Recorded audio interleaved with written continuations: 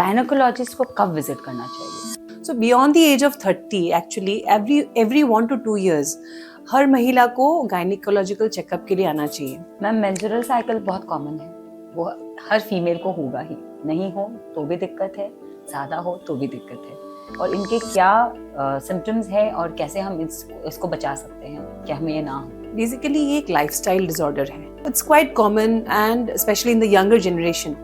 Pads, tampons और menstrual cup सबसे hygiene option. Menstrual cup I would say for as per my experience. ऐसा कौन सा खाना है जो कि एक महिला को या एक लड़की को रोज खाना चाहिए ताकि उसका हेल्थ सही रहे? नमस्कार, औरा बाई रुचि के नए एपिसोड में आप सभी का स्वागत है। आज हम महिलाओं के उन टॉपिक्स पे बात करना जाएंगे जिसके बारे में हम बात करना नहीं चाहते या हम कतराते हैं। बहुत सारी ऐसी बातें हैं जो हम सोचते हैं कि हम किनसे पूछें, हम किनसे जाने, जो हम चुपचाप बंद कमरे में सहते रहते हैं। हाँ, हमारी शारीरिक परेशानियां, ऐसी बहुत सारी बातें हैं जो ना हमें पहले बताई गई और जो हम चाहते हैं कि हम अपने आने वाली पीढ़ी को बताएं।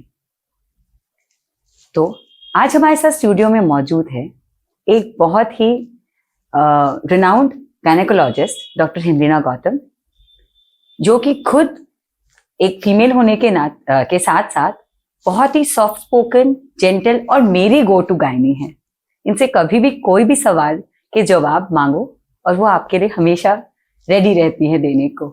Ma'am, welcome to our show. Thank you so much Ruchi, मुझे यहाँ पे आज बुलाने के लिए। हम आज बहुत सारी बातें करने वाले हैं एंड आई होप कि हमारी जो ऑडियंस है उनको आज बहुत कुछ जानने को मिलेगा। बिल्कुल मैम, हम यही आशा करते हैं। मैम, हमारा फर्स्ट क्वेश्चन है कि गायनेकोलॉजिस्ट को कब विजिट करना चाहिए? महिलाएं जो है वो कभी भी अपनी हेल्थ के बारे में नहीं सोचती हैं। उनके प्रायोरिटीज अपने पेरेंट्स, अपने चिल्ड्रन, अपना हस्बैंड रहता है। तो उनका वो जब आते हैं हमारे पास तो already they are suffering a lot. उसके बाद आते हैं, जब काम नहीं होता है घर का तब हमारे पास आते हैं। बट ऐसा नहीं होना चाहिए।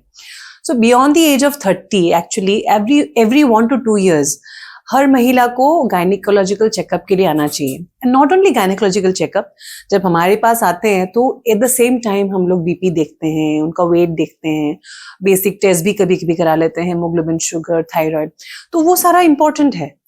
एट द सेम टाइम हम लोग के लिए इम्पोर्टेंट है प्रिवेंटिव गायनिकोलॉजी। दैट मीन्स अगर कोई कुछ उस महिला को कुछ बीमारी का चांस है तो वो हम लोग को पहले पता हो जाता है कुछ टेस्ट से। तो एटलीस्ट हम उस महिला को फ्रिक्वेंटली मॉनिटर कर सकते हैं या फिर कुछ मेडिसिन दे सकते हैं, ट्रीटमेंट दे सकते हैं। तो अगर जब वो हमारे पास आती है तो जैसे हम लोग, जैसे मैंने ब्लड टेस्ट के बारे में बोला, वो तो करते हैं। साथ में हम लोग के लिए इम्पॉर्टेंट है पैप स्मेयर, जो सर्वाइकल कैंसर स्क्रीनिंग के लिए बहुत इंपॉर्टेंट है। फिर ब्रेस्ट एग्जामिनेशन, वो भी बहुत इंपॉर्टेंट है क्योंकि हम लोग को ब्रेस्ट कैंसर और सर्वाइकल कैंसर, ये दोनों बहुत कॉमन कैंसर्स है इंडिया में अमंग द वुमेन। तो जब एक लेडी आती है बिफोर शी इज सफरिंग, तो हम लोग के लिए इजी हो जाता है माने ये जानने के लिए कि उस लेडी का क्या चांसेस है for having the cancers and beyond also. जैसे किसी को थोड़ा बहुत पीरियड प्रॉब्लम्स है लेकिन वो लोग बताते नहीं, ये सोचते हैं नॉर्मल है, लेकिन जब हम लोग देखते हैं कि उनका ऑलरेडी कुछ बीमारी चल रहा है, तो इसलिए आई थिंक वंस और ट्वाइस इन अ ईयर और वंस इन 2 years अगर वो आते हैं तो अच्छा होता है उनके लिए। मैम, मेंस्ट्रुअल साइकिल बहुत कॉमन है, वो हर फीमेल को होगा ही, नहीं हो तो भी दिक्कत है, ज्यादा हो तो भी दिक्कत है। उसी से रिलेटेड है पीसीओडी, पीसीओएस। तो मैम, हम आपको और अच्छे से एक्सप्लेन करें इन दोनों के बारे में और इनके क्या सिम्टम्स हैं और कैसे हम इसको बचा सकते हैं कि हमें ये ना हो। पीसीओएस या पीसीओडी सेम चीज ही है, polycystic ovarian syndrome. So basically ये एक लाइफस्टाइल डिसऑर्डर है जो हमारा खराब लाइफस्टाइल की वजह से अभी बहुत कॉमन हो गया है। जैसे 5 में से 3 महिलाओं को ही आजकल पीसीओएस हम लोग डायग्नोज कर रहे हैं। ठीक है, तो it's quite common and specially in the younger generation. और वो उसका रीजन है कि हम लोग का फूड हैबिट्स बहुत खराब है, जंक फूड ज्यादा लेते हैं, स्ट्रेस बहुत ज्यादा बढ़ गया है। मैंने स्टार्टिंग फ्रॉम 9-10 का प्रिपरेशन से लेके फिर जॉब का स्ट्रेस, फिर मैरिज का स्ट्रेस, फिर बच्चे का stress, everything is adding on top of that हम लोग का लाइफस्टाइल जो है, हम लोग का आजकल फिजिकल एक्टिविटी एकदम ना के बराबर जैसा हो जाता है ना, बैठ के जॉब करना होता है, सेडेंटरी जॉब्स हैं। एग्जैक्टली तो ये सारा फैक्टर्स मिलके क्या हो रहा है, it is causing PCOS. This is basically lifestyle disorder जिसमें हमारे बॉडी में कुछ कुछ हार्मोन्स एबनॉर्मली सिक्रीट होते हैं, ठीक है। जैसे it starts from the brain itself, brain से कुछ जीएनआरएच बोल के एक हार्मोन रिलीज होता है, उसी से एबनॉर्मलिटी स्टार्ट होता है, एंड देन ओवरीज में से जो हार्मोन्स निकलता है उसका भी एबनॉर्मलिटी होता है। तो उसके लिए वो पेशेंट को मेंस्ट्रुअल प्रॉब्लम्स होता है, जैसे डिलेड, बहुत दिन तक नहीं होता है, कम होता है, जब होता है बहुत ज्यादा फ्लो होता है, या फिर पेशेंट्स को एक्ने का प्रॉब्लम होता है, हिर्सुटिज्म माने एबनॉर्मल हेयर ग्रोथ जैसा होता है, हेयर फॉल होता है, डायबिटीज के सिम्टम्स होते हैं, इनफर्टिलिटी होता है। तो पीसीओएस बेसिकली डायग्नोज करने के लिए हम लोग को 3 क्राइटेरिया में से 2 क्राइटेरिया चाहिए। एक है आपका, जैसे आपका मैंने बोला कि मेंस्ट्रुएशन कम हो रहा है या फिर इरेगुलर हो रहा है, और उसके साथ आपका ये मेल पैटर्न का प्रॉब्लम जैसे एक्नी, पिंपल या हिर्सुटिज्म है, और प्लस माइनस आपका अल्ट्रासाउंड में अगर पीसीओ है तो इनमें से अगर 2 प्रेजेंट रहता है तो हम उसको पीसीओएस बोलते हैं। And first line treatment is lifestyle. तो बहुत लोग सोचते हैं कि मैम पीसीओ, अल्ट्रासाउंड में पीसीओ निकला है तो मेरा पीसीओएस है क्या? ऐसा नहीं है। अल्ट्रासाउंड में पीसीओ होने से भी अगर आपका बाकी का क्राइटेरिया फुलफिल नहीं हो रहा है तो वो पीसीओएस नहीं है। And treatment is mainly lifestyle disorder, तो लाइफस्टाइल करेक्शन, तो वही सबसे ज्यादा एम्फोसिस में आज देना चाहती हूँ, क्योंकि medicine are not the solution PCOS का। आपको लाइफस्टाइल पहले ठीक करना पड़ेगा, ऑटोमेटिकली आपका पीसीओएस का प्रॉब्लम धीरे धीरे ठीक हो जाएगा। और हम लोग मेडिसिन देते हैं, but those are second line treatment. Ma'am PCOS और पीसीओडी के सिवाय और भी बहुत सारे मेंस्ट्रुअल डिसऑर्डर्स होते हैं, तो आर दोज नॉर्मल और एबनॉर्मल? मेंस्ट्रुअल प्रॉब्लम्स बोलने से जैसे एक होता है कि हैवी ब्लीडिंग, तो हैवी ब्लीडिंग माने अभी पेशेंट टू पेशेंट उनका ये परसेप्शन ऑफ हैवी ब्लीडिंग वो भी जानना इंपॉर्टेंट है।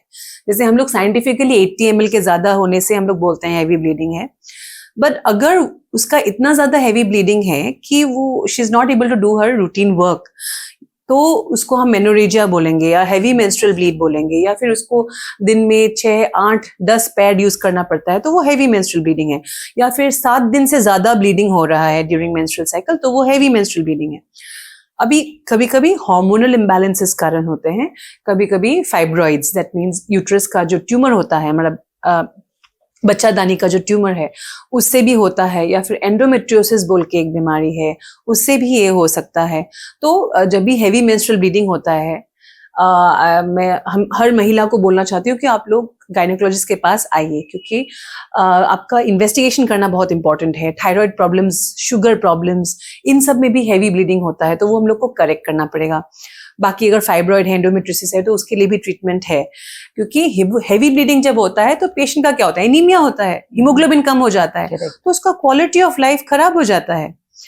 तो वो हैवी मेंस्ट्रुअल ब्लीडिंग एक प्रॉब्लम है। सीवियर पेन ड्यूरिंग पीरियड्स एक प्रॉब्लम है ना। बहुत लोग नॉर्मलाइज करते हैं कि pen during periods is normal, लेकिन वो उस हद तक नॉर्मल है जब तक वो पेन उसके डे टू डे एक्टिविटीज को इफेक्ट नहीं कर रहा है। अगर उसका पेन इतना ज्यादा है कि वो ऑफिस नहीं जा पा रही है, स्कूल नहीं जा पा रही है, तो उसको ट्रीटमेंट लेना ही पड़ेगा। And many of the time it is usually because of some tumours और सिस्ट, और आजकल एंडोमेट्रियोसिस बहुत बढ़ रहा है। So endometriosis again is a sort of lifestyle disorder only. तो उसके लिए पेन बढ़ रहा है। तो whenever you have severe pain, अगर आपको बहुत ज्यादा पेन होता है ड्यूरिंग पीरियड्स, तो you should consult a doctor. You should not normalize that pain. और कुछ जैसे होता है इरेगुलर ब्लीडिंग, और irregular bleeding again usually causes जो है, कारण जो है और ऑलमोस्ट सिमिलर ही है, ये जो मैंने बोला है। तो ये सब का ट्रीटमेंट कराना पड़ेगा आपको। या फिर बहुत कम फ्लो होता है तो वो पीसीओएस में बहुत दिखने को मिलता है, या फिर किसी महिलाओं ने पहले बहुत बार अबॉर्शंस किया है, कुछ इन्फेक्शन हुआ था तब भी फ्लो कम हो जाता है, तो उस सब का भी ट्रीटमेंट कराना जरूरी है। मैम आपने बोला कि ट्रीटमेंट कराना जरूरी है, मैं मानती हूँ, बट हमें कब पता चले कि कितने टाइम पीरियड के बाद आपके किसी भी गायनेकोलॉजिस्ट के पास जाना सही रहेगा?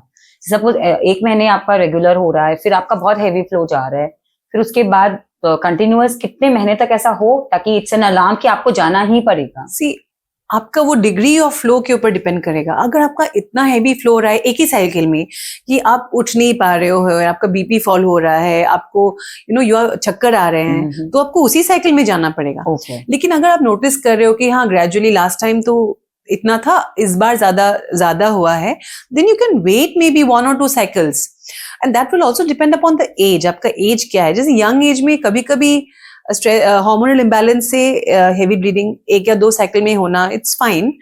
अगर आपको ज्यादा उसको आपका बॉडी को इफेक्ट नहीं कर रहा है, हेमोग्लोबिन कम नहीं हो रहा है, आपको चक्कर नहीं आ रहा है, you are doing a work, तो वो आपका सिम्टम्स के ऊपर डिपेंड करेगा। लेकिन सपोज आपका हेवी ब्लीडिंग हो रहा है पेरीमेनोपॉजल पीरियड में, तो आपको आना ही पड़ेगा। तो वो आपको जल्द से जल्द टेस्ट करना पड़ेगा। Menstrual cycle is one of the most important cycle of a females life. वो सबसे ज्यादा जरूरी है क्योंकि उसी की वजह से हमें संतान सुख की प्राप्ति होती है, आप माँ बन सकते हो। तो बेस्ट पीरियड क्या है मैम प्रेगनेंसी का? प्रेगनेंसी का बेस्ट पीरियड बोलने के लिए तो आई वुड से when the women is physically and mentally ready. वो शारीरिक रूप से मानसिक रूप से रेडी होना पड़ेगा महिलाओं को कि I am ready for a pregnancy. But the thing is कि आजकल डिले हो रहा है बहुत प्रेगनेंसीज, बिकॉज करेक्ट पार्टनर नहीं मिल रहा है या फिर जॉब स्टेबिलाईज नहीं हो रहा है। सो एक्चुअली हम लोग का जो मैक्सिमम फर्टाइल एज है वो है 23 to 25 years। तो उसमें मैक्सिमम फर्टिलिटी होता है एंड 30 के बाद फर्टिलिटी धीरे धीरे कम होना शुरू हो जाता है।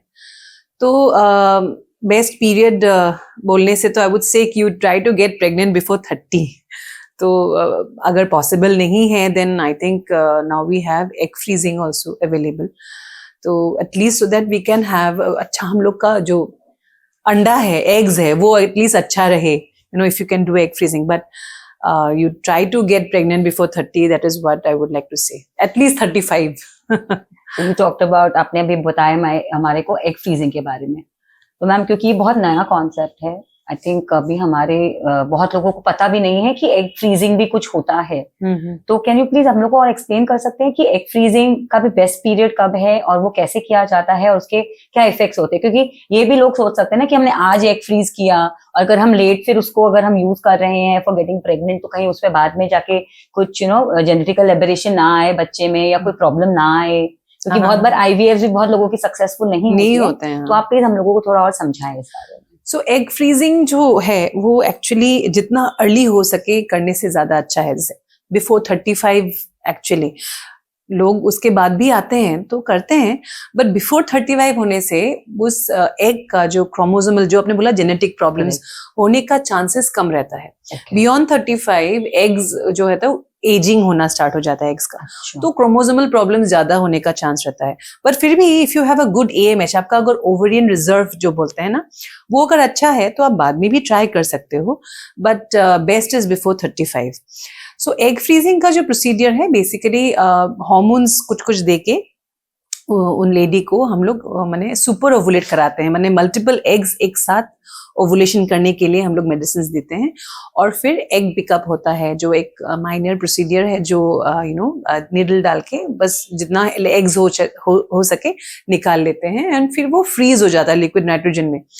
सो बेसिकली थोड़ा सा इन्वेजिव है, but actually we need minimum 10 to 15 eggs actually freezing के लिए। जब हम रखते हैं 1 या 2 एग फ्रीज करके फायदा नहीं है, तो फिर वी कीप दैट। एंड ऐसा नहीं है कि अगर आज किया है तो विद इन 10 years करना ही पड़ेगा, ऐसा नहीं है। You can keep the egg frozen for years and years। The problem is the cost, क्योंकि हर साल एनुअल स्टोरेज का एक फीस रहता है। And now the biggest problem with egg freezing is that the cost, क्योंकि कॉस्ट की वजह से बहुत लोग नहीं ऑप्ट करते हैं। But I think it's a good investment. अगर आप चाहते हैं फ्यूचर में अपना खुद का बच्चा करना है, now you are not ready, then you can go ahead with egg freezing and then when you get the correct partner you can. अगर आपका खुद से कंसीव हो गया है even after egg freezing, well and good, you just stop that process of egg freezing ना, annual storage fees देना बंद कर दीजिए। नहीं होता है देन एटलीस्ट आपका अच्छा वाला एग्स है जो आप यूटिलाइज करके आईवीएफ भी करा सकते हो। So can we also donate the eggs if you want, अगर आपका नॉर्मली कंसीव हो जाता है तो? Does it work in India? That is not totally advisable actually, because उसके लिए एक लॉ है, ART लॉ. So वो तो मुझे अलग सा ही आपको बोलना पड़ेगा, but you cannot just donate eggs to anyone. There are some laws available. Okay.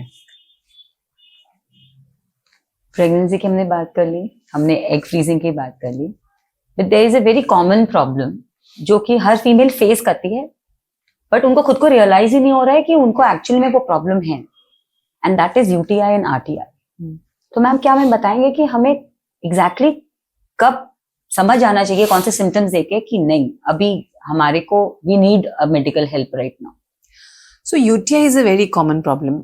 माने यूरिन इन्फेक्शन, जैसे हर दिन एक ना एक तो पेशेंट आता ही है जिसका यूरिन इन्फेक्शन का सिम्टम्स है, और वो सिम्टम्स होता है जैसे बर्निंग, मैंने पेशाब करने के टाइम पे बर्निंग फील होता है, या फिर नीचे पेट में दर्द होता है, फिर बार बार जाने का मन होता है. तो UTI is quite common, and it is common because हम लोग का जो यूरेथ्रा है, ब्लैडर से जो जहाँ से वो यूरिन निकलता है, वो हम लोग का बहुत शॉर्ट है, तो इन्फेक्शन इजीली अंदर जा सकता है.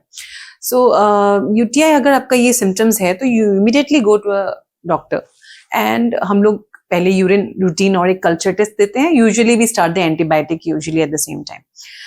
कॉजेज ऑफ UTI बोलने से the most common cause is improper hygiene.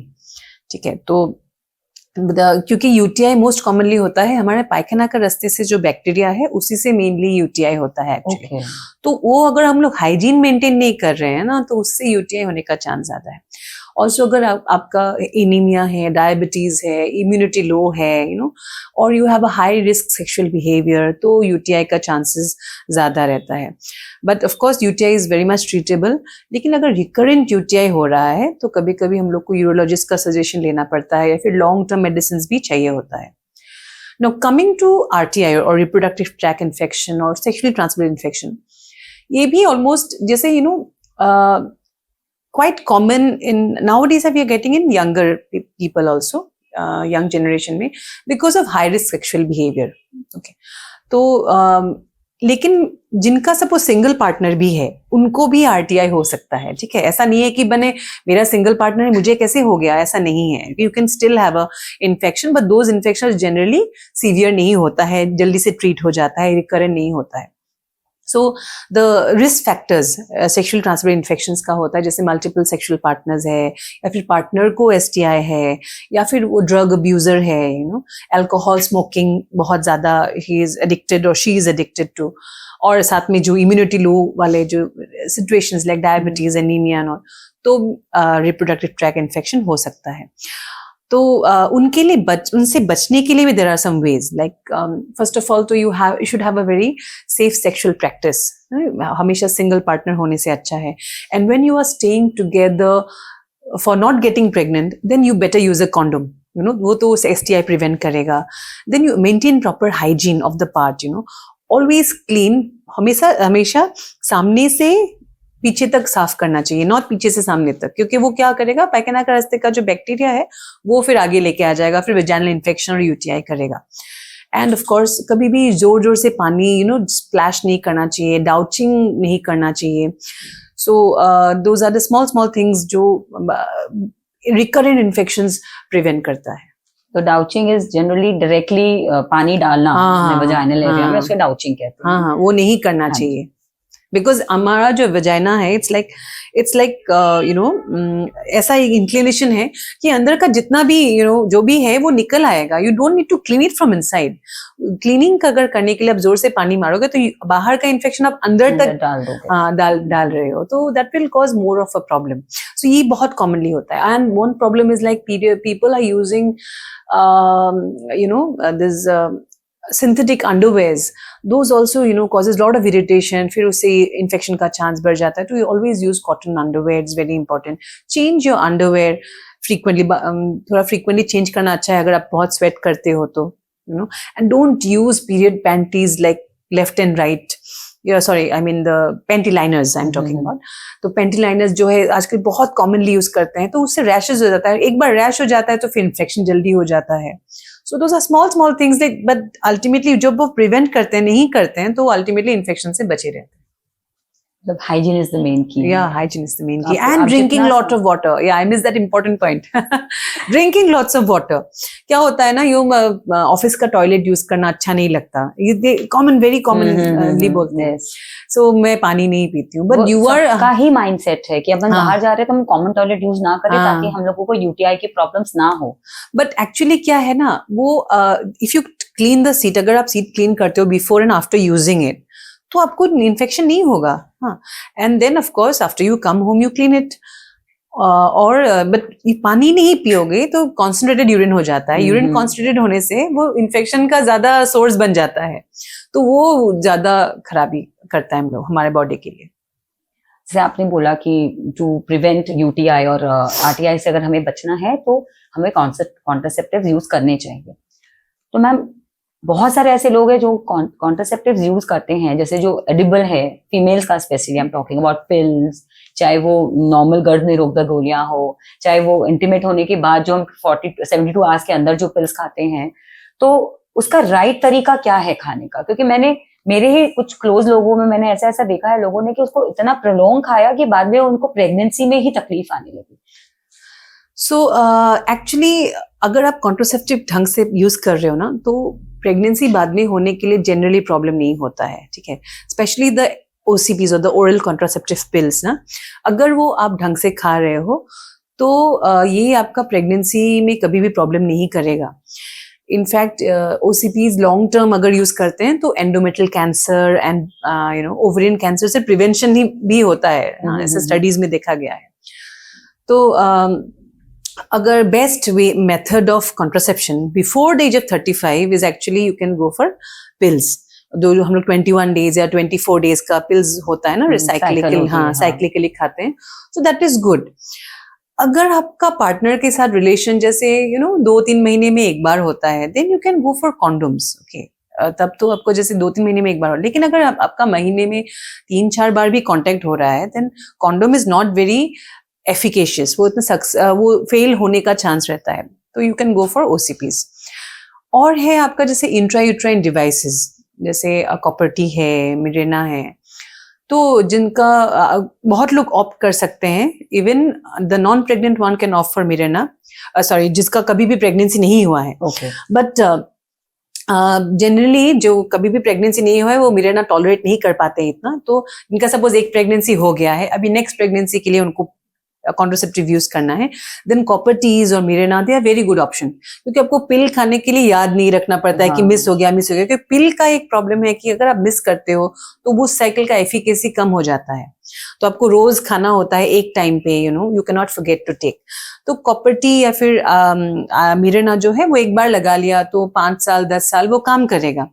And then आजकल इंजेक्टेबल्स भी है जो गांव में गवर्नमेंट भी दिला रहे हैं बहुत लोग को, जैसे 2 महीने या 3 महीने में एक शॉट लेना होता है.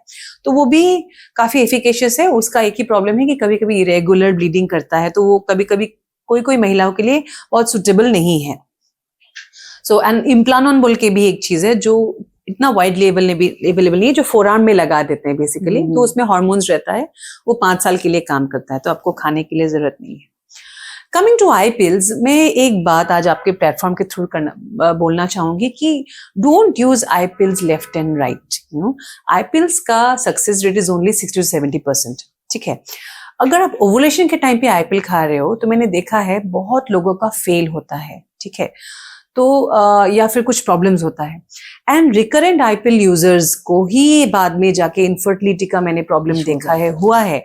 मैंने वो स्टडीज में नहीं आया है, लेकिन मैं अपनी एक्सपीरियंस से मैंने देखा है, क्योंकि बहुत हाई डोज प्रोजेस्टेरॉन है. So better use a safer contraceptive. I pill जैसे once in a blue moon, जैसे 2 साल में एक दिन खाना पड़ा तो ठीक है, but you should not make it a habit. Because I see young girls using I pills left and right. जैसे 2 महीने में 4-5 बार 6 बार ऐसे आई पिल ले लिया, तो that is going to harm her. उनको ज्यादा प्रॉब्लम होगा. Okay, God, I'm taken aback by listening to all this right now. Right, contraceptives के बाद let us come to one more, बहुत बेसिक है बट स्टिल हम उसको फिगर आउट नहीं कर पाते. दैट इज वैजाइनल डिस्चार्जेस, जिसको हम बहुत रेगुलर बेसिस पे इग्नोर करते हैं. तो मैम आपको क्या लगता है कि is it a very healthy part of our body का ओव्यूलेशन प्रोसेस, या कि वो भी कहीं ना कभी अलार्म देता है कि नहीं, ना योर बॉडी नीड्स हेल्प? हाँ, सो ये भी एक बहुत कॉमन प्रॉब्लम है जो I get lot of patients. तो vaginal discharge is actually normal to some extent, और होना चाहिए, that is indirectly saying that you are hormonally normal. या सो जैसे जस्ट बिफोर पीरियड्स थोड़ा सा होता है, आफ्टर पीरियड्स कुछ दिन होता है, एंड ओवुलेशन के टाइम पे थोड़ा होना, इट्स फाइन। डिस्चार्ज जो इचिंग नहीं करता है, जो आपके साथ फीवर नहीं है, ये फाउल स्मेलिंग नहीं है, गंदा बदबू नहीं आता है, या फिर आपका इरिटेशन नहीं है, या फिर इतना थोड़ा थोड़ा है, बहुत प्रोफ्यूज नहीं है कि आपको जैसे पेंटी चेंज करना पड़ रहा है, लाइनर्स लगाना पड़ रहा है, अगर ऐसा नहीं है तो that is normal, don't worry about it. अगर आपका डिस्चार्ज जैसे पूरा महीना एकदम हैवी जा रहा है, वो गंदा स्मेल कर रहा है, वो ग्रीनिश येलोइश कलर का है, आपको फीवर हो रहा है, नीचे पेट में दर्द हो रहा है, that means you have an infection, you immediately come to a gynaecologist. और ट्रीटमेंट देने से generally most of the infections are treated very easily, कोई प्रॉब्लम नहीं होता है। सो ये जस्ट आपको याद रखना है कि नॉर्मल एंड एबनॉर्मल का डिफरेंस याद रखना है। तो क्या आप मेरे को की पॉइंट दे सकते हैं कि when it is normal and when it is not, ताकि हमारे व्यूअर्स को पता चले? हाँ, normal means throughout the month नहीं रहेगा, before periods, after periods, ovulation के उस टाइम पे ही रहता है, और वो it's sometimes can be mucus, sometimes watery, that's fine, but not foul smelling, और इचिंग नहीं है, इरिटेशन नहीं है, प्रोफ्यूज माने ज्यादा अमाउंट में नहीं निकलता है, फीवर नहीं है, बुखार नहीं होता है, पेट में दर्द नहीं होता है, तो फाइन। और अगर ग्रीनिश येलोइश है, बहुत थिक है, या फिर कर्ड लाइक है, वो भी एक होता है फंगल में, आपको बार बार पेंटी चेंज करना पड़ रहा है, इचिंग है, बीच बीच में बुखार आ रहा है, नीचे पेट में दर्द है, या फिर when you are having relationship, then you have problem ना, तब पेन होता है, then you should be consulting a gynaecologist. Ma'am one more thing, we have not many young girls जिनको फर्स्ट मेंस्ट्रुअल साइकिल आता है, तो बहुत सारी बच्चियों को ऐसा होता है कि उनका रेगुलर होता है पीरियड्स मंथली, और बहुत का होता है कि गैप हो जाता है, कि फर्स्ट पीरियड्स आया उसके बाद लाइक कभी कभी तो 5-6 महीने भी नहीं आते, कभी कभी साल भर भी नहीं आते, तो is it this normal? Yes, absolutely. Menarche जो हम लोग बोलते हैं ना, जो फर्स्ट पीरियड्स, वो यही आपको बताता है कि आपका रिप्रोडक्टिव ट्रैक जो है वो मैच्योर हो गया है, basically you have attend puberty. तो 2 साल तक इरेगुलर साइकिल्स होना इज नॉर्मल, ठीक है, नहीं होता है, कम होता है, दैट इज फाइन, ओके। एक बार हो गया है, बट हाँ, आपका इससे एक बार होने के बाद 6 महीने तक नहीं हुआ है, एक बार आप दिखा सकते हो, 1 साल तक नहीं हुआ है, दिखा सकते हो, बट आपको 3-4 महीने में एक बार हो रहा है, और जब होता है हैवी भी होता है किसी किसी का, तो ये नॉर्मल है, because ovulation actually properly start होने में 2 साल लगता है, सो इसलिए इट्स नॉट वेरी अलार्मिंग। हाँ, लेकिन अगर आपका बहुत महीने तक नहीं हुआ है तो एक बार आप दिखा सकते हो, क्योंकि कभी कभी हम लोग पीसीओएस मिस कर जाते हैं उस टाइम पे। ओके, मतलब पीसीओएस, आपका मेंस्ट्रुअल साइकिल हिट होते साथ ही आपको पीसीओएस की प्रॉब्लम हो सकती है। पीसीओएस इनफैक्ट एक कारण भी है जिसके लिए जो मेनार्की है वो डिले हो जाता है, ठीक है। पीसीओएस की वजह से कभी कभी मेनार्की, जो हम लोग 15 साल का सपोज लड़की आई है, या फिर 16 साल की लड़की है कि मेंस्ट्रुएशन स्टार्ट नहीं हुआ है, तो उन लड़कियों में से कभी कभी पीसीओएस भी निकलता है कि जिसके कारण उनका मेनार्की ही नहीं हुआ है, so that can happen. So I tell is a lifestyle disorder, it's like you have to start correcting, lifestyle correct करना पड़ेगा बचपन से ही एक लड़की का, so that she has a good reproductive function. हम अपनी बॉडी को सीरियसली अगर लेना शुरू करें तो हम फिर बहुत चीज सोचने लग जाते हैं। सबसे पहले जैसे आपने शुरू में बोला, we think about breast cancer, then cervical cancer, तो इनसे बचने के लिए हम क्या करें? क्योंकि अभी शायद सर्वाइकल कैंसर के अभी वो वैक्सीन भी है अवेलेबल, जो हमको बोला जाता है कि यंग एज में अगर आप अपने बच्चों को दिला दो तो उनके लिए इट्स easier for them कि वो प्रिवेंट कर सके, उनसे बचाव हो सके उनका। Yes. So Ruchi, I'm very happy you brought that question up, क्योंकि वैक्सीन के बारे में जो अवेयरनेस है बहुत कम है, एंड हम बहुत ट्राई कर रहे हैं लोगों को अवेयर करने के लिए रिगार्डिंग द वैक्सीन। ना first of all breast cancer जो मोस्ट कॉमन कैंसर है फीमेल्स में, तो उसके लिए बचने के लिए तो first of all every cycle you do your breast self examination, BAC बोलते हैं. सो सून मेंसेस खत्म होने के बाद immediately you examine your breast and see whether you feel anything. कुछ मिलता है, कोई लंप मिलता है, कहीं पेन है, कोई डिस्चार्ज है ना. And every year you go for a checkup with the gynaecologist, ताकि वो भी एक बार देख लें, specially at the age of 30. और पहले से अगर आपका फैमिली में ब्रेस्ट कैंसर का हिस्ट्री है तो वो पहले से ही स्टार्ट करना पड़ेगा द एग्जामिनेशन. और of course below the age of 40 हम लोग अल्ट्रासाउंड कराते हैं, and after the age of 40 mammography. Now by guidelines तो एवरी ईयर करना चाहिए मेमोग्राफी, बट हाँ कभी कभी पेशेंट लोग they are not very happy mammography हमेशा करने के लिए, तो हम लोग बोलते हैं कि ठीक है हम लोग खुद एग्जामिन करते हैं, सब ठीक है तो 2-3 साल में भी एक बार मेमोग्राफी आफ्टर एज ऑफ 40 कराते हैं. वो पहले से ही करना पड़ेगा अगर फैमिली में अगर ब्रेस्ट कैंसर का हिस्ट्री है, फर्स्ट डिग्री रिलेटिव में, या फिर मम्मी का मासी का, ऐसे बहन का होता है. तो ब्रेस्ट कैंसर के लिए बेसिकली यही है कि you just have to examine, और अल्ट्रासाउंड मेमोग्राफी यही है. बाकी हो गया आपका सर्वाइकल कैंसर. ना सर्वाइकल कैंसर क्या होता है, हम लोग को पता है 99% केसेस जो है वो ह्यूमन पैपिलोमा वायरस से होता है. ओके. ठीक है, तो वैक्सीन में वो ह्यूमन पैपिलोमा वायरस है. ठीक है. अच्छा. वो वायरस का एक्चुअली वायरस नहीं है, वायरस लाइक पार्टिकल है. तो वो क्या करेगा, वो HPV इन्फेक्शन, जैसे हम लोग जस्ट टिटेनस शॉट लेते हैं ना, टिटेनस नहीं होने के लिए ना, हेपेटाइटिस B का शॉट लेते हैं हेपेटाइटिस नहीं होने के लिए. तो HPV वैक्सीन लेने से क्या होगा, HPV से हम लोग को प्रोटेक्शन मिलेगा. नाउ और एक्चुअली ये दिस इज अ मिथ कि ये सर्वाइकल कैंसर प्रिवेंट करता है. सिर्फ सर्वाइकल कैंसर प्रिवेंट नहीं करता है, क्योंकि HPV से हम लोग को ओरोफेरिंजियल कैंसर माने मुंह का कैंसर हो सकता है वो वायरस से. एनल कैंसर माने पायखाना का रास्ता का कैंसर हो सकता है. लड़कियों का वल्वल एंड विजाइनल कैंसर्स भी हो सकता है. और मेल्स का पेनाइल कैंसर भी हो सकता है. ठीक है. तो वो अगर वो वैक्सीन हम लोग देते हैं ना, तो we are protecting from 6 different types of cancers. Okay. और यंग गर्ल्स, मैंने अभी क्या है कि सिर्फ गर्ल्स नहीं, एक्चुअली बॉयज को भी लेना चाहिए, क्योंकि मैंने बोला ना oropharyngeal cancer, anal cancer, penile cancer से भी बचाएगा. तो फिर सिर्फ लड़कियों को नहीं, लड़कों को भी वैक्सीन लेना चाहिए. Now the best age is 9 to 14 years. उसमें 2 डोज लेने से ही हो जाता है. तो 9 to 14 ईयर्स बेस्ट एज क्यों बोला है, क्योंकि HPV का जो कांटेक्ट है, अगर वो कांटेक्ट होने से पहले ही हम वैक्सीन ले लेते हैं तो वी आर मोर प्रोटेक्टेड. तो मोर देन 95% प्रोटेक्शन हम लोग को मिल जाएगा. But you can take it up to 45 years also. So 15 years two 45 years 3 doses देना पड़ता है. मैं आई गिव वैक्सीन, मैं वैक्सीन देती हूँ, बोथ महिलाओं को भी देती हूँ, पुरुषों को भी देती हूँ, क्योंकि इट इज एक्चुअली दोनों को ही लेना चाहिए. And it is giving protection from 6 different types of cancer. तो वैक्सीनेशन तो एक पार्ट है कैंसर प्रिवेंशन का, लेकिन सर्वाइकल कैंसर का और एक पार्ट है पैप स्मेयर. ठीक है, प्रिवेंशन के लिए. तो वैक्सीनेशन जो है वो प्राइमरी प्रिवेंशन है, कि आपको HPV इन्फेक्शन होने से पहले you are taking the vaccine. ठीक है. अभी 30 इयर्स के बाद आपको 3 ईयरली पैप स्मेयर करना है. और अगर आप ह्यूमन पैपिलोमा वायरस टेस्टिंग कर रहे हो तो 5 ईयरली करने से भी हो जाएगा.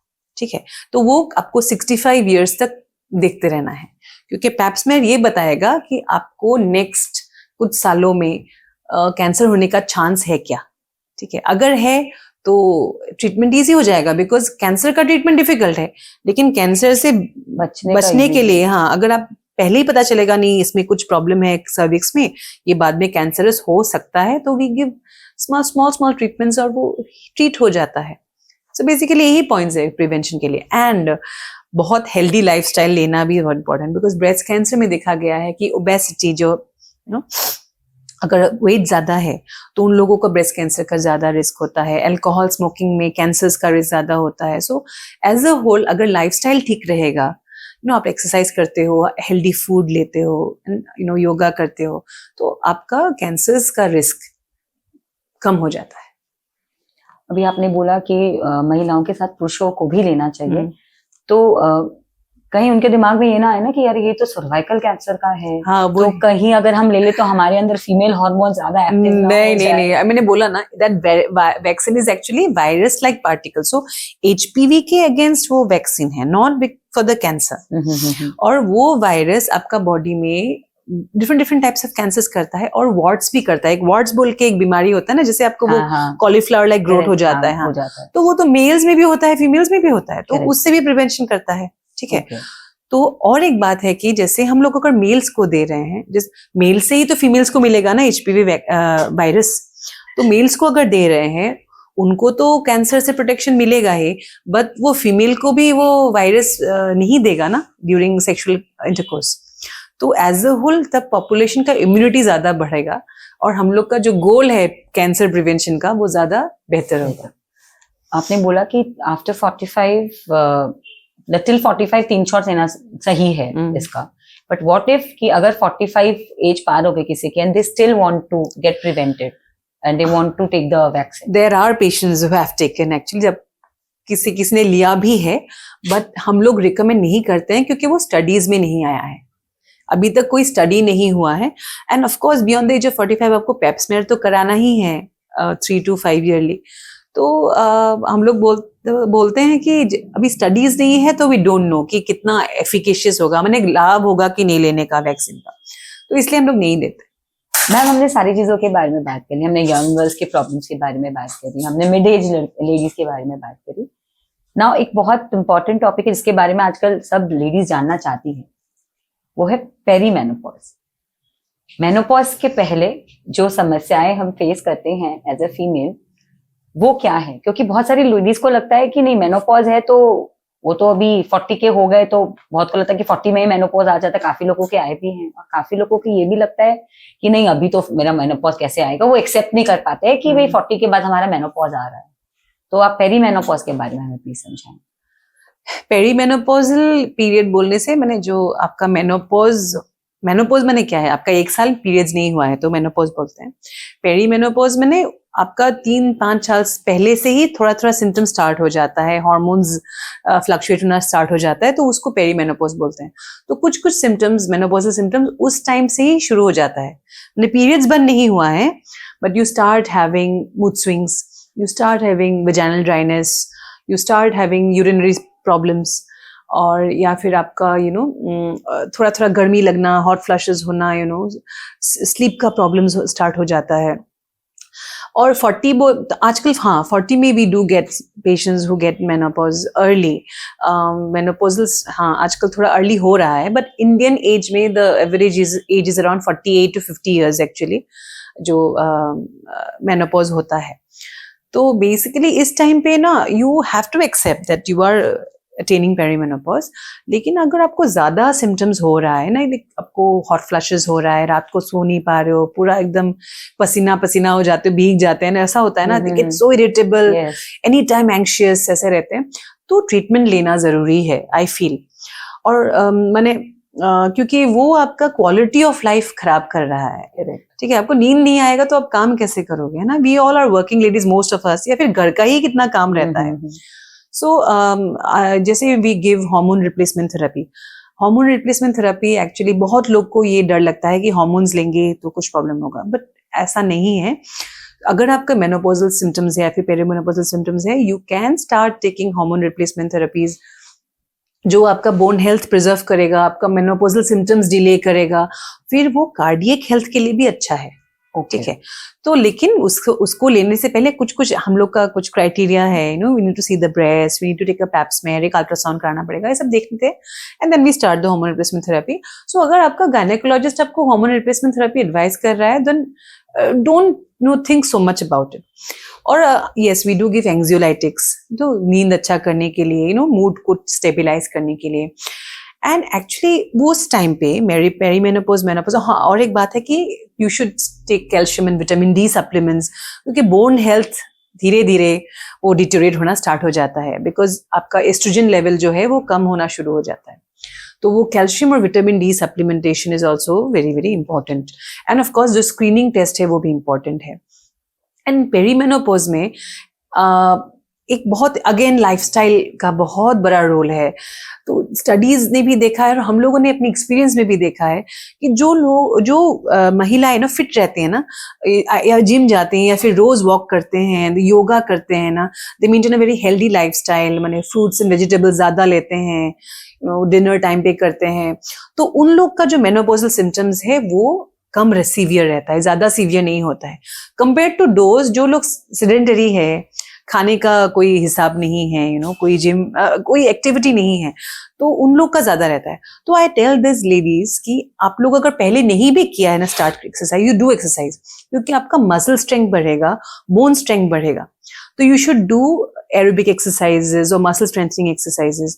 तो आपको क्या होगा मेनोपॉज में, क्योंकि ऑस्टियोपोरोसिस स्टार्ट हो जाता है, आर्थराइटिस स्टार्ट हो जाता है, वो आपको अगर नहीं चाहिए तो you have to have a correct lifestyle. मतलब सतर्क रहो और स्वस्थ रहो. एग्जैक्टली. मैम एक और क्वेश्चन, टॉकिंग अबाउट हार्मोन्स, या तो जनरली मेल्स को लगता है कि फीमेल बहाना बना रही है अपने गलत बिहेवियर का या इरिटेबिलिटी का, एंड हम फीमेल चाहती है कि हमारे हार्मोनल प्रॉब्लम्स को लोग समझें, इसलिए हम अगर हम बोलते भी है तो बहुत बार नकार दिए जाते हैं कि अरे तुम्हारा तो रोज का है, तुम लोग तो रोज का ही, तुम लोग का चिक चिक रहता है. तो आप क्या बोलना चाहेंगे हमारे इंडिया के सारे सिटीजन्स को? मैं इसको स्टेरियोटाइप नहीं करना चाहूंगी कि सिर्फ मेल्स, सबको, कि हम कितना समझें कि हार्मोनल प्रॉब्लम्स कितनी जेन्युइन है और वो कितना प्रॉब्लम क्रिएट करती है हमारे मूड्स को. दे आर वेरी जेन्युइन रुचि. तो माने जो PMS हम लोग बोलते हैं ना, pre menstrual symptoms and all, तो दे आर जेन्युइन, क्योंकि उस टाइम पे आपका इरिटेबिलिटी होना, क्योंकि उस टाइम पे आप क्या होता है ना, किसी किसी का पैर फूल जाता है, ब्रेस्ट में टेंडरनेस हो जाता है, मूड स्विंग्स हो जाता है, all things changes are going on in the body. कोई महिलाएं जो है ना, दे आर लेस सेंसिटिव, उनका थ्रेशोल्ड बहुत ज्यादा है, तो वो लोग फील नहीं करते हैं, then they can tolerate it well. कोई महिलाएं टॉलरेट नहीं कर पाती हैं, सिवियर हार्मोनल प्रॉब्लम्स हो, फ्लक्चुएशंस होता है.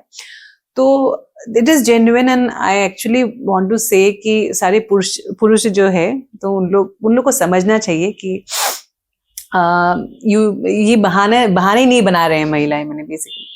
तो at that time what you need is you don't irritate them, उनको गुस्सा मत दिलाओ. और फिर जस्ट समझो कि वो क्या बोलना चाहते हैं. मैंने they will be irritable, they might shout at small things, and और फिर बाद में ये लाइफस्टाइल का भी एक यहाँ पे इम्पोर्टेंट एक कैच है कि जिन लोग एक्टिव रहते हैं ना, जो लोग लेडीज एक्टिव रहती हैं, उनका हेल्दी लाइफस्टाइल होता है, कैफीन इंटेक कम होता है, सॉल्ट इंटेक कम होता है, उनका ये प्रॉब्लम्स थोड़ा कम होता है. सो जो लेडीज आते हैं हमारे पास, तो हम लोग विटामिन बी या फिर सप्लीमेंट्स देते हैं, एंड बोलते हैं कि during this time avoid caffeine intake, caffeine मत लीजिए, सॉल्ट का इंटेक थोड़ा कम कर दीजिए, ब्लोटिंग फील नहीं करोगे, पैर नहीं फूलेगा. एंड बहुत सीवियर होने से yes we do give hormonal supplement sometimes. Hormones देने से थोड़ा कंट्रोल में आता है. तो पुरुषों को समझना चाहिए कि at every phase of life, be it pre menstrual, be it postpartum, delivery के होने के बाद भी 1 साल तक this kind of hormonal imbalances goes on, and then 1 साल तक भी बहुत महिलाएं चिड़चिड़ा रहते हैं, उनको इरिटेबल रहते हैं. तो उस टाइम पे आई थिंक ये हम लोग जेंट्स क्या करते हैं इट्स इम्पोर्टेंट. मैम आप खुद ही मेरे नेक्स्ट टॉपिक तक पहुंच गए हैं, दैट्स पोस्टपार्टम. जो भी आपका डिप्रेशन होता है या मूड स्विंग्स होता है या हार्मोनल चेंजेस होता है, तो नाउ पीपल हैव स्टार्टेड, लोग बात करने लगे हैं इसके बारे में, थोड़ा समझने भी लगे हैं. बट फिर वही है ना कि हम फीमेल्स उसको भी नजरअंदाज कर देते हैं कि ठीक है अभी क्योंकि हमारा स्लीप डिप्राइव हो रहा है या हम फीडिंग पे है, तो शायद इसके वजह से हो रहा होगा. तो ये बहुत हद तक हमारे को बिगाड़ ना करे, हम ये मेंटली और फिजिकली ना तोड़े, उसके लिए हम कैसे समझ सकते हैं कि हाँ ये एग्जैक्टली पोस्टपार्टम सिंड्रोम ही है, डिप्रेशन ही है? See, there is a spectrum actually: postpartum blues, postpartum depression, and postpartum psychosis. ठीक है. So usually most common is the postpartum blues. माने वो जो अच्छा नहीं लगना, कुछ काम नहीं करना, छोटे-छोटे बात पे गुस्सा आ जाना. So depression is a severe form ना. You are like totally like frozen, कुछ नहीं कर रहे हो, you're not even taking care of the baby. तो वो डिप्रेशन में आ जाएगा. तो वो एक psychiatrist will be handling. What we are handling is mostly postpartum blues, most commonly जो होता है. सो ये हाँ, sleep deprivation is a cause. And एक तो है कि सुन आफ्टर डिलीवरी ना आपका पूरा बॉडी ड्रेन हो जाता है, you know, and you are just, you don't have the energy to take care of a new child. उस टाइम पे आपका ये दिमाग में चल रहा है कि मैं फीडिंग नहीं दे पा रही हूँ, मेरा इन लॉज ये बोल रहे हैं, ट्रिप पे चले हाँ, जाते हो आप। गिल ट्रिप पे चले जाते हैं, तो वो एड ऑन कर जाता है। तो उस टाइम पे सबसे ज्यादा इंपॉर्टेंट है कि सराउंडिंग लोग कितना सपोर्ट दे रहे हैं ना, हस्बैंड, इन लॉज, मदर्स, या फिर जो भी है आपका सिस्टर इन लॉ, सिस्टर्स, तो वो अगर सपोर्ट देते हैं तो ये नहीं होता है। तो एंड आई वुड रिक्वेस्ट सारे महिलाओं को कि आप हमें कुछ भी, कभी भी गिल्टी फील मत कीजिए ना आफ्टर डिलीवरी, मेरा बच्चे को ये हो रहा है, maybe I am not doing it properly, मैं फीडिंग प्रॉपरली नहीं कर पा रही हूँ, तो वो हमेशा गिल्टी फीलिंग में रहते हैं। बेबी को कुछ स्टमक इश्यूज हो गया, कुछ भी इश्यूज हो गया, then they take it on themselves. So don't do it, because हर माँ जो है अपने बच्चे के लिए अच्छा ही करेगी, अच्छा ही सोचेगी। So you are doing the best as a mother, so always think it like that. And postpartum period में अगेन, आजकल तो मैं सबको बोल रही हूँ कि यूज डू पोस्टपार्टम एक्सरसाइजेस। को एक्सरसाइज करने से क्या होता है, एंडोफिन्स रिलीज होता है।